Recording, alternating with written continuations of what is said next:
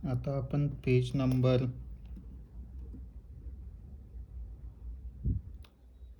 105 वरती आहे. Relation among trigonometric ratios आपण पाहणार आहे. आता इथं एक राईट अँगल ट्रायंगल आहे PMN. आता या PMN मध्ये थिटा जो आहे तो यनच्या इथे आहे, थिटा अँगल, आणि ह्या पीच्या इथे आहे तो 90 मायनस थिटा. कारण जर ट्रायंगलचा विचार केला तर त्याच्यामध्ये तिन्ही अँगलची ॲडिशन ही 90 डिग्री असते. म्हणजे angle P plus angle M plus angle N equals to 180 degree 180 degree असते. आणि इथं आपल्या अँगल M आहे तो 90 डिग्री आहे. तर त्यामुळं P आणि N यांची बेरीज 90 डिग्री असेल. म्हणून यातला जर एक आपण थिटा मानला N, कोन P प्लस N थिटा, तर हा 90 झाला इथं. आणि Pच्या इथला अँगल किती झाला? 90 मायनस थिटा. हा थिटा इथं प्लस आहे, आपण पलीकडच्या बाजूला त्याला पाठवलं तर 90 मायनस थिटा होईल. तर आता आपण याची साईन, कोसाईन आणि टँजंट थिटा काढूया. साईन थिटा याचा येईल opposite side divided by hypotenuse. आता इथं हायपोटेनियस हा आहे PN, हायपोटेनियस. तर मग PN हा हायपोटेनियस झाला. आणि समोरची बाजू अपोजिट साईड, यांच्या अपोजिट साईड ही PM, तर PM डिवायडेड बाय PN. तसंच कॉस थिटा, कॉस म्हणजे adjacent divided by hypotenuse. Adjacent side होईल थिटाची MN, कारण ही समोरची बाजू आहे, MN divided by hypotenuse PN. Tan theta म्हणजे opposite divided by adjacent. Opposite side आहे PM divided by adjacent side याची MN. तर टॅन थिटा झाला PM डिवायडेड बाय MN. आता साईन 90 मायनस थिटा, पीच्या अँगलचे आपल्याला थिटा हे काढायचे, साईन, कोसाईन आणि टँजंट. तर साईन परत काय झाला, समोरची बाजू opposite side divided by hypotenuse, MN divided by hypotenuse PN. Cos 90 minus theta काय झाला, कॉस म्हणजे ही ॲडजसंट साईड झाली आता ही समोरची बाजू सोडून आणि हायपोटेनियस सोडून, म्हणजे PM डिवायडेड बाय PN. आणि याचे आता opposite divided by adjacent, opposite MN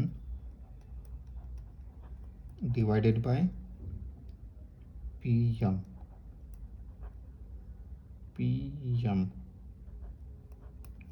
आता हे रेशो जर आपण नीट पाहिले तर sine theta PM divided by PN इथं आहे, आणि कॉस 90 मायनस थिटाची व्हॅल्यू पण सेम आलेली आहे, PM डिवायडेड बाय PN. त्यामुळं आपण असं म्हणू शकतो sine theta equals to cos 90 minus theta. बरोबर, दोन्हीची व्हॅल्यू सेम आहे. तसंच आता कॉस थिटाची व्हॅल्यू काय आहे, MN डिवायडेड बाय PN. मग साईन 90 मायनस थिटाची काय आहे, MN डिवायडेड बाय PN, म्हणजे सेम आहेत दोन्ही रेशो. म्हणून मग cos theta equals to sine 90 minus theta. Okay. आणि टॅन थिटा, आता आपण त्याला मल्टिप्लिकेशन करू. टॅन थिटा,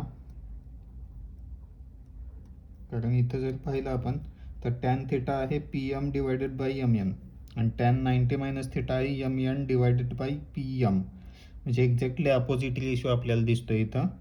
तर यांचं मल्टिप्लिकेशन जर केलं तर असं होईल, tan theta into tan 90 minus theta equals to, tan theta काय आहे, PM divided by MN, PM divided by MN into M N divided by P M.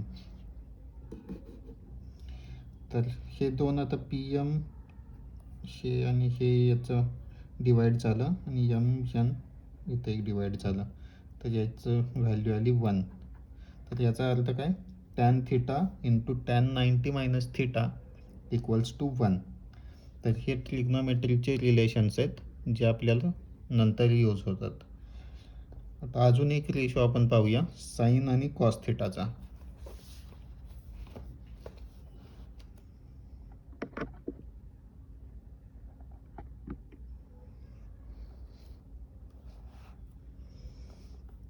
Sign theta divided by cos theta करूया. Sine theta divided by cos theta equals to, sine theta काय आहे, P M divided by P N divided by M N divided by P N. म्हणजे हे आता P M divided by P N केलं आणि जेव्हा divide असतं तेव्हा उलटा रेशो होतो, म्हणजे इंटू पी एन जे इथं खाली आहे ते वरच्या बाजूला जाईल, पी एन आणि डिवाइडला कोणतं येईल, एम एन. म्हणजे इथं पी एम ते पी एनला पी एन कॅन्सल झालं, हे फक्त मल्टिप्लिकेशन करतानाच कॅन्सल होतं. इथं प्लस साईन असेल वगैरे तर नाही होणार कॅन्सल. तर मग P M divided by M N राहिलं. आणि आपण पाहिलं तर इथं टॅन थिटाची व्हॅल्यू काय आहे, P M divided by M N. हा खूप महत्त्वाचा फॉर्म्युला आहे. तर मग sine theta divided by cos theta हा रेशो कोणत्या रेशो एवढा येतो, टॅन थिटा एवढा येतो.